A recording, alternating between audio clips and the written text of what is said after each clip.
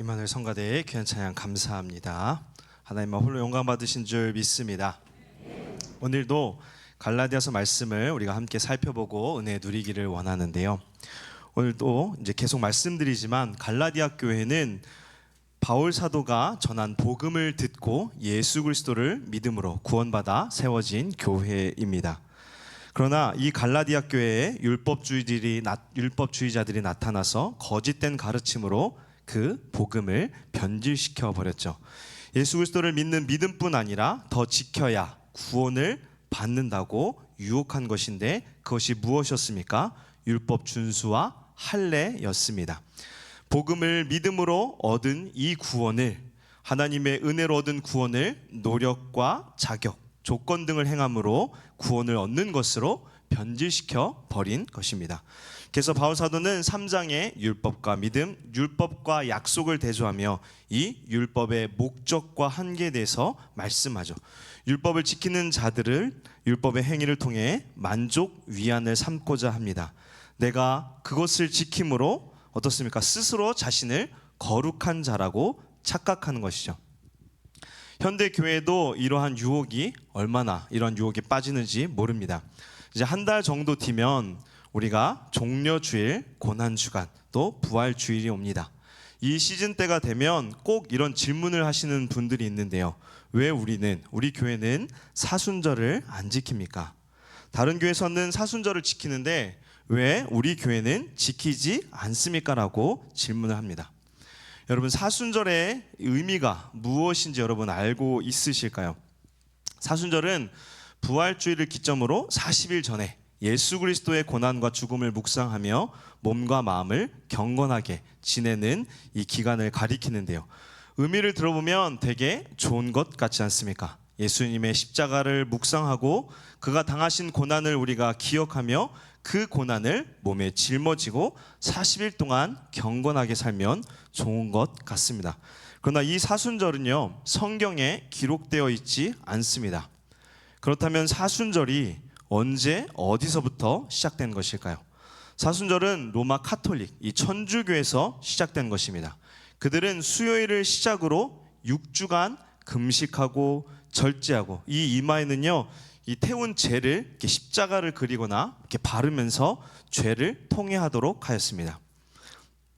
물론 당시에는 이렇게 해서 예수님의 십자가를 묵상하도록 하고자 했을지 모르겠지만 성경은 그러한 삶을 살도록, 특히나 고난주간과 부활주일이 가까이 온다고 해서 예수 그리스도를 더 특별히 묵상하고 경건하게 살라고 말씀한 적이 없습니다. 우리는 날마다 경건하게, 그리고 그리스도의 십자가와 부활을 감사하며 찬양하며 살아야 합니다. 특별한 날에만 경건하게 하고 특별한 날에만 예수님의 십자가를 묵상하는 것이 아니죠. 그러나 로마 카톨릭은 이러한 것들을 만들어서 지키도록 강요했습니다. 마치 이러한 것을 지켜야 경건한 자인 것처럼 절기를 만들어서 지키도록 한 것이죠. 그래서 이러한 절기를 통해서 경건의 행위가 공로가 쌓이도록 해서 이를 통해 구원의 자격을 얻고자 했던 것입니다. 예수님의 고난을 기억하고 그것을 위해 금식하고 기도하고 경건하게 산다고 우리가 구원에 한 발짝 더 가까이 나아가는 것입니까? 그렇지 않죠. 항상 말씀드리지만 우리가 그렇게 한다고 해도 구원과는 전혀 상관이 없습니다. 언제나 우리는 자격과 조건, 노력을 통해 우리의 구원을 확인하고 얻고자 하는 유혹에 빠진다고 말씀드렸는데요. 내가 경건하게 잘 살고 있다고 해서 그것이 구원의 조건, 자격도 아니고 그런 노력이 우리를 구원 얻기에 충분한 자들로 만들지도 못합니다.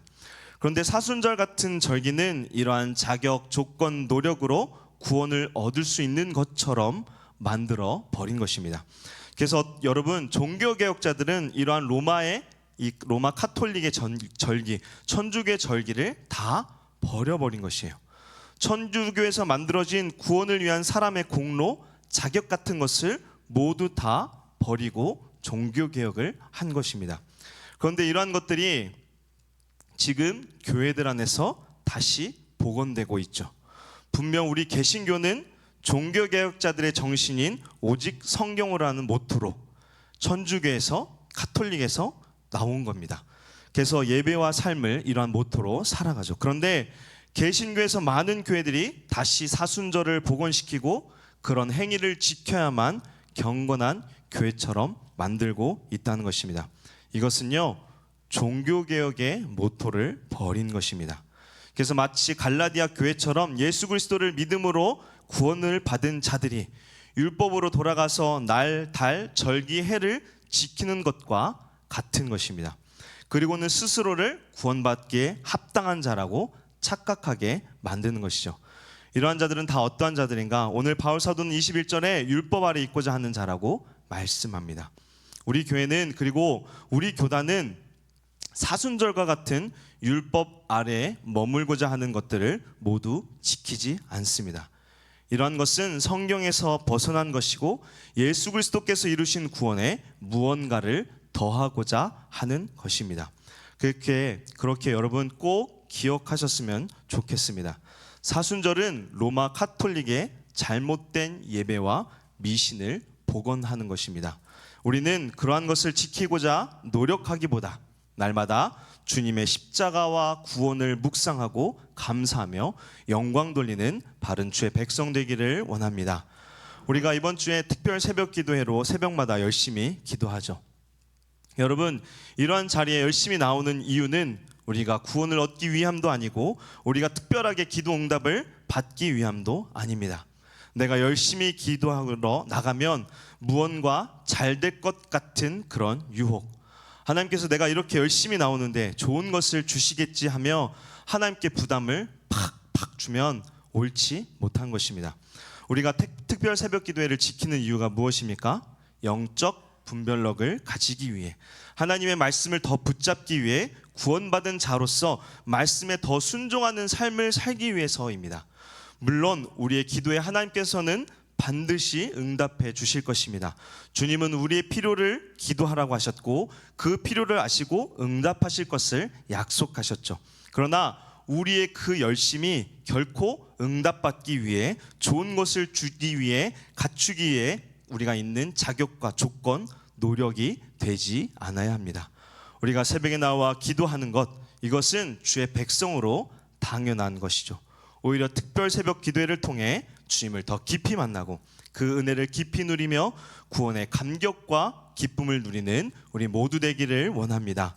우리는 구원의 약속, 응답의 약속을 믿고 나아가는 자들임을 기억하시기를 바랍니다.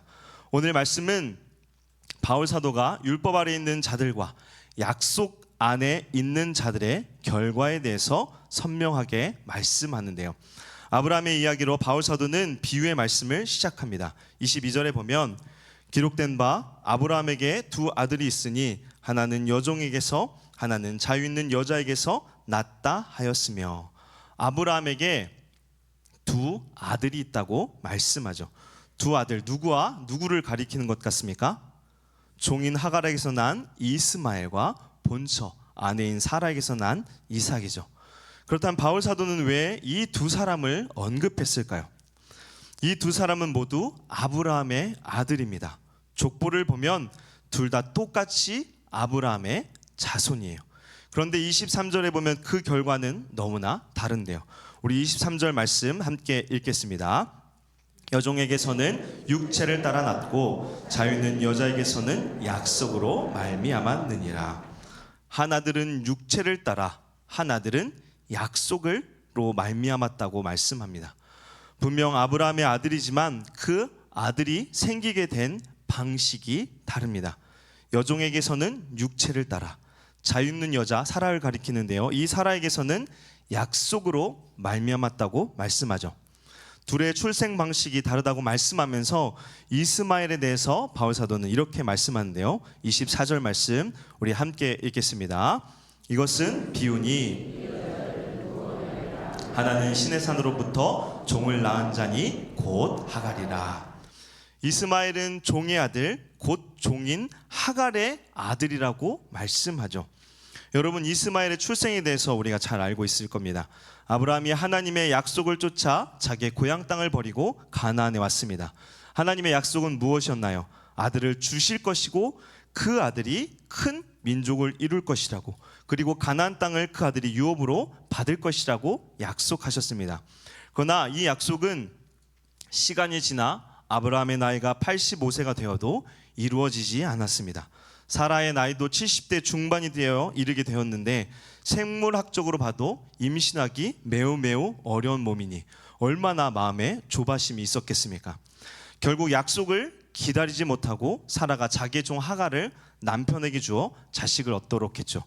여러분, 이 방식은 당시에 당연한 방법이었어요. 본처가 자식을 낳지 못하면 첩을 얻어 자식을 낳게 했고 그 자식을 본처의 양자로 삼아 대를 잇도록 하였죠. 당시의 문화와 관습으로는 전혀 문제될 게 아니었습니다. 그런데 이 방식은 하나님께서 허락하신 약속의 방법이 아니었죠. 이러한 출생의 방법은 지극히 인간적인 방법.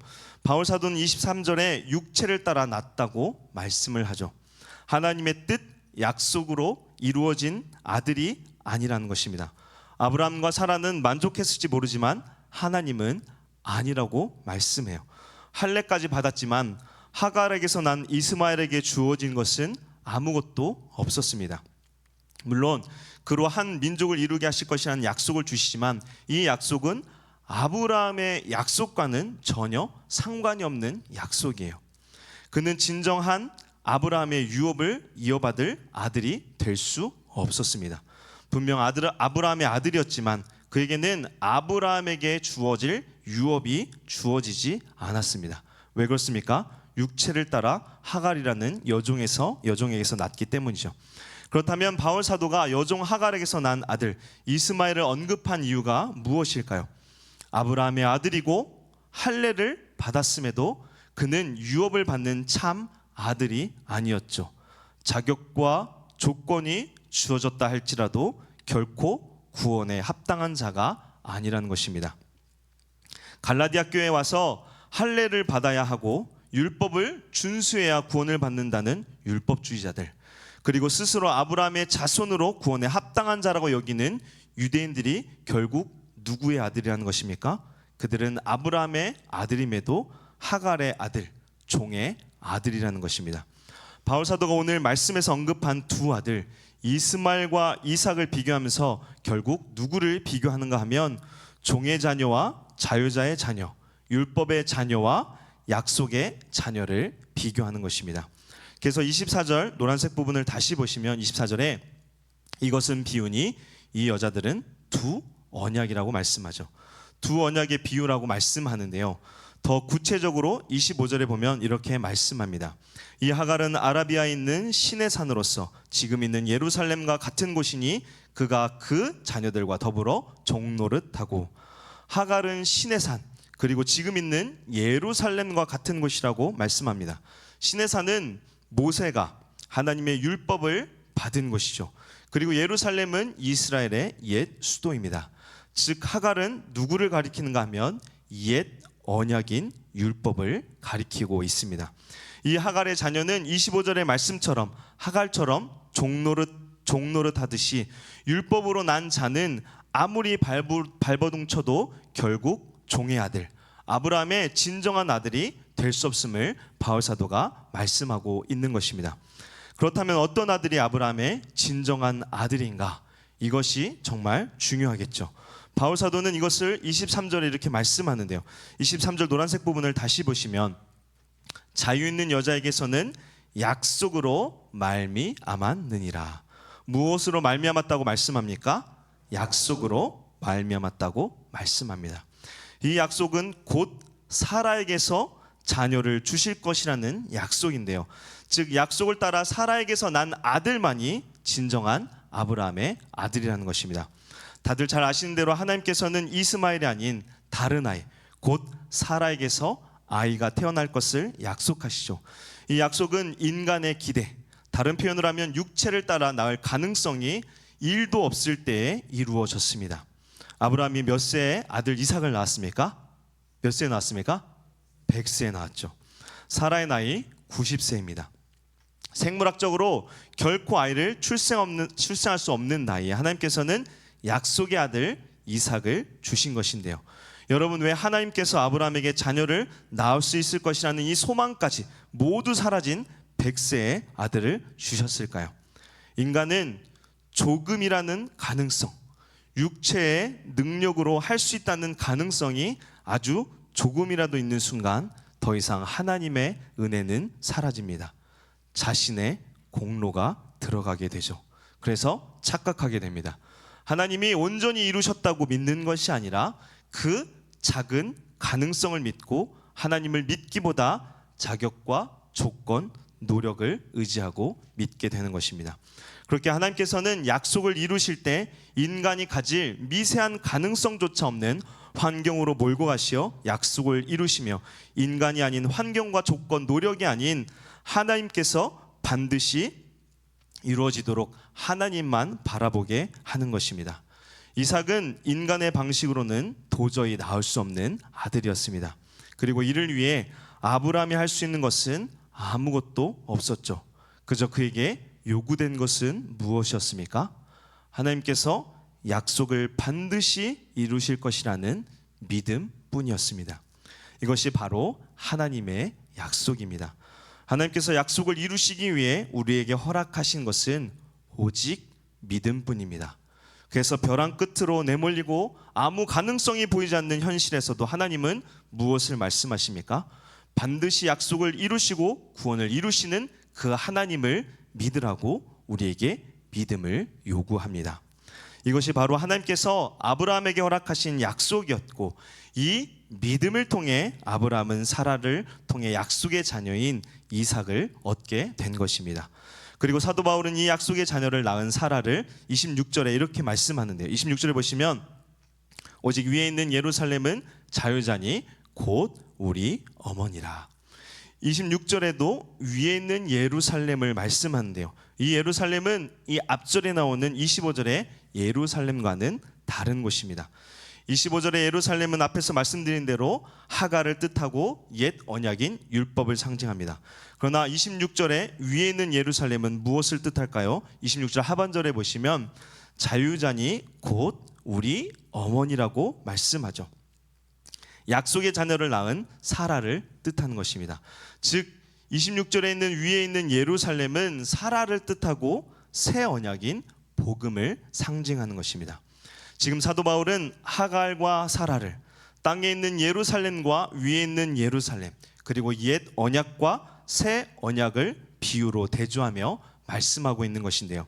이것을 통해 바울 사도가 강조하고자 하는 것은 곧 율법 아래 있는 자와 복음 아래 있는 자가 어떻게 다른지를 비유로 말씀하는 것입니다. 율법 아래 있는 자는 하갈의 자녀로 종의 자녀로 살지만 복음 아래 있는 자는 어떻게 됩니까?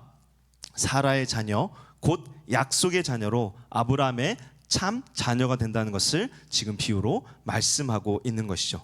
27절에도 바울 사도는 이사야 선지자의 말씀을 인용하여 장차 약속의 자녀, 사라의 자녀에게 임하는 축복을 말씀하는데요. 우리 말씀 같이 읽겠습니다. 기록된 바 잉태하지 못한 자여 즐거워하라, 산고를 모르는 자여 소리질러 외치라. 자녀가 남편 있는 자의 자녀보다 많음이라 하였으니. 잉태하지 못하는 자는 사라를 가리킵니다. 비록 사라가 자녀를 낳지 못하여 고통스러워하지만 그가 약속의 자녀를 낳고 그 자녀가 하늘의 무별처럼 많게 될 것이라고 말씀하는데요. 이는 장차 약속의 자녀를 통해 예수 그리스도께서 오시고 예수 그리스도께서 이루신 복음을 통해 믿음의 자녀들, 곧 영적인 아브라함의 자녀들이 많게 될 것이라고 말씀하는 것이고, 이것은 실제로 예수 그리스도를 통해 복음을 통해 이루어졌다는 것입니다.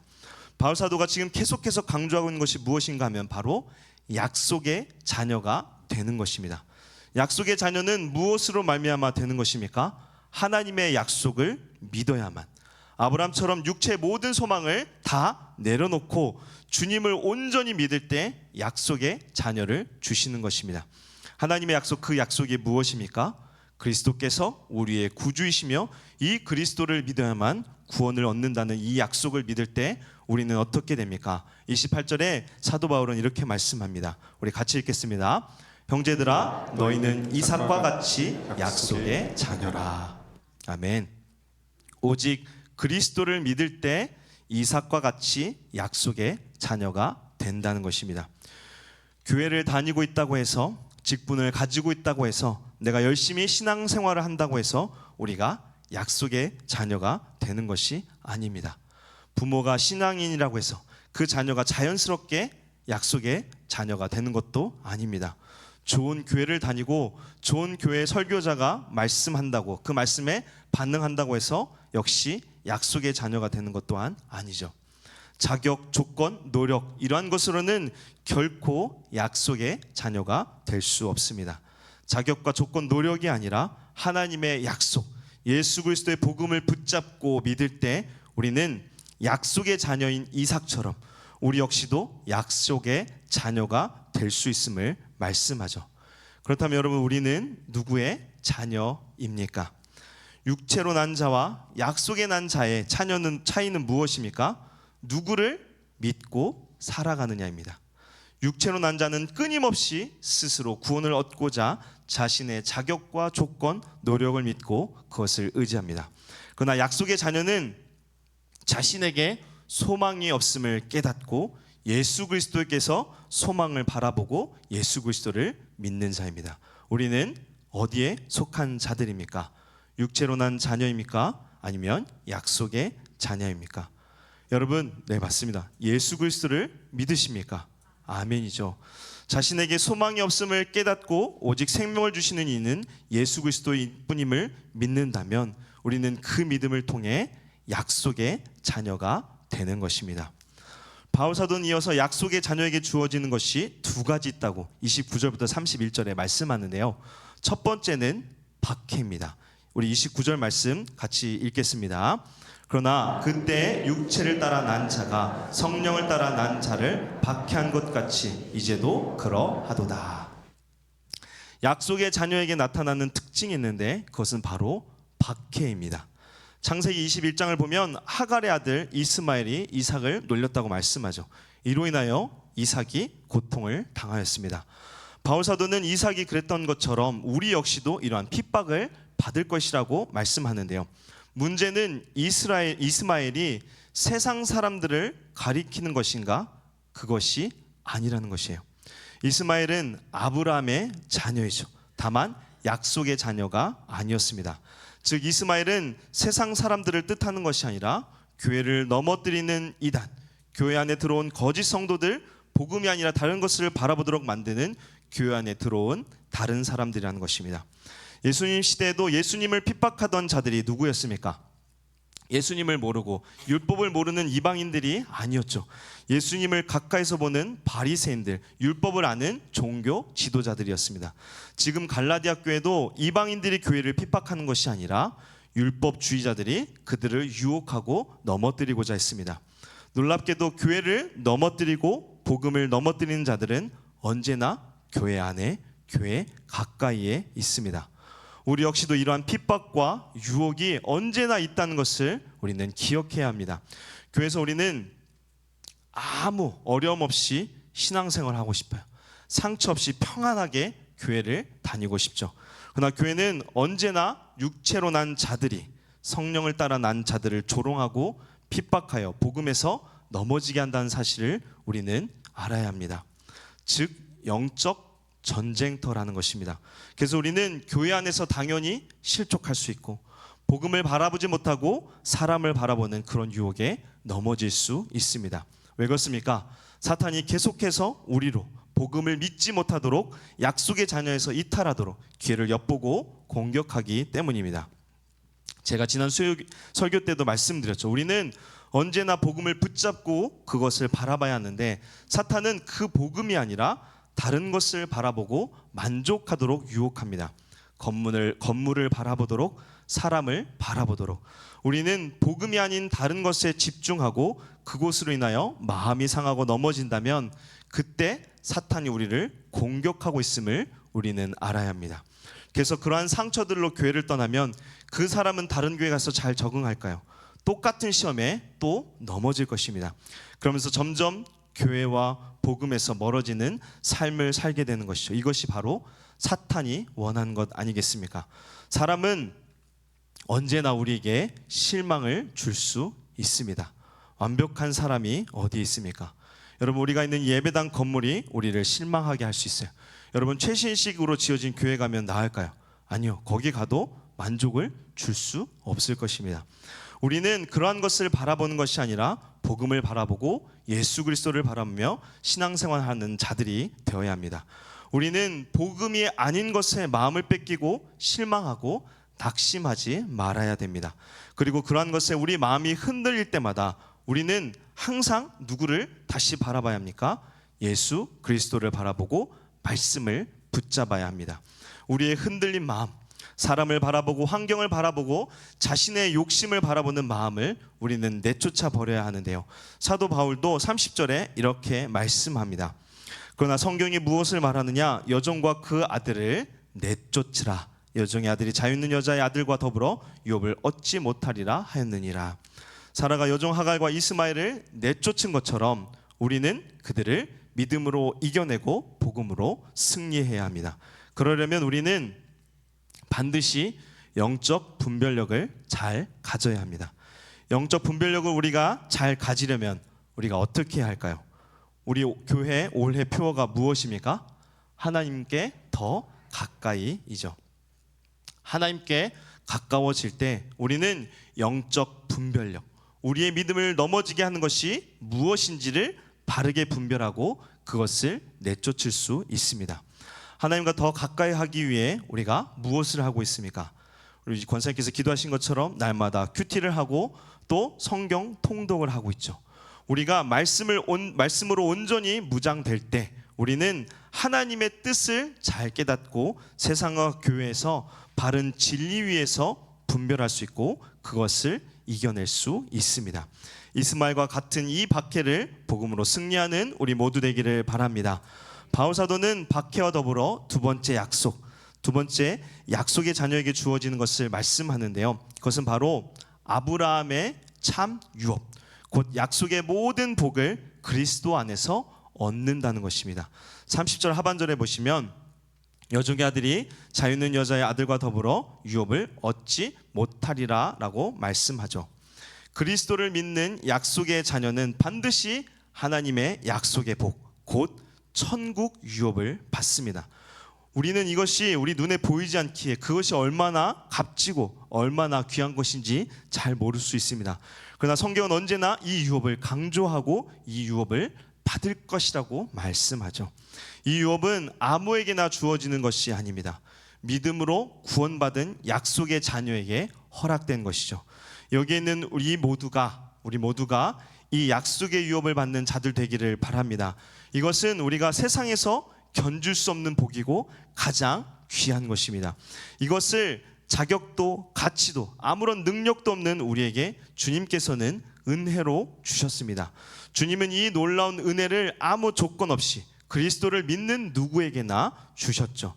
내가 어떤 사람이건, 내가 실력이 없건 있건, 내 부모가 잘 믿건 그렇지 않건 그러한 것이 중요한 것이 아니라 주님께서는 그리스도를 믿는 누구에게나 이 놀라운 복과 은혜를 받는다고 말씀합니다.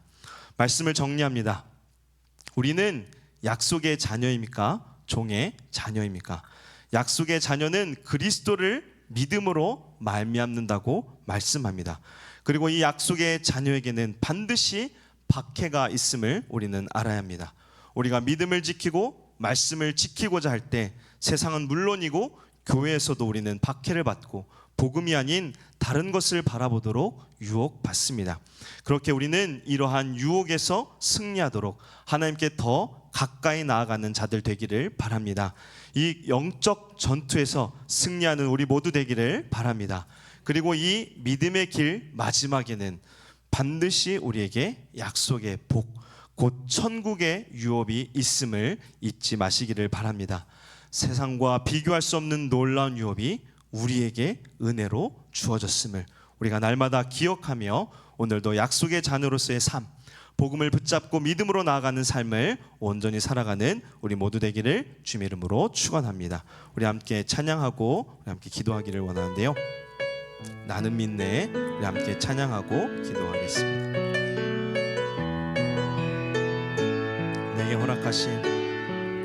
내게 허락하신 시련을 통해 나의 믿음 믿음 더욱 강하게 자라나고 험한 산과 골짜기 지나는 동안 주께 더 가까이 나를 이끄시네. 내가 겪는 시험이 어렵고 힘겨워도 내 주님보다 크지 않네. 내 앞에 바다가 갈라지지 않으면 주가 나로 바다 위 걷게 하리. 나는 믿네. 주의 능력으로 내 삶 새롭게 되리. 나는 믿네. 주의 능력으로 담대히 나가리라. 주와 함께 싸워 승리하리라. 날마다 믿음으로 나 살아가리. 우리 다시 한번 찬양합니다. 내게 허락하신 시련을 통해 나의 믿음 더욱 강하게 자라나고 험한 산과 골짜기 지나는 동안 주께 더 가까이 나를 이끄시네. 내가 겪는 시험이 어렵고 힘겨워도 내 주님보다 크지 않네. 내 앞에 바다가 갈라지지 않으면 주가 나로 바다 위 걷게 하리. 나는 믿네. 주의 능력으로 내 삶 새롭게 되리.